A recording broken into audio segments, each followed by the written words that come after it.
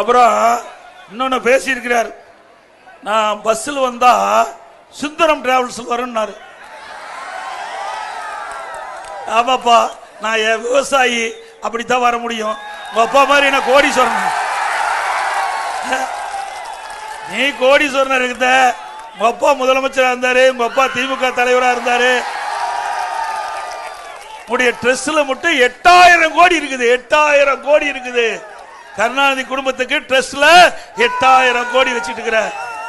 நீ பென்ஸ் பஸ்ல வரலாம், ஹெலிகாப்டர்ல வரலாம், தனி விமானத்தில் கூட இப்ப போயிட்டு இருக்கிற. நான் அப்படித்தான் வர முடியும். என்னுடைய நிலைமை அப்படித்தான்.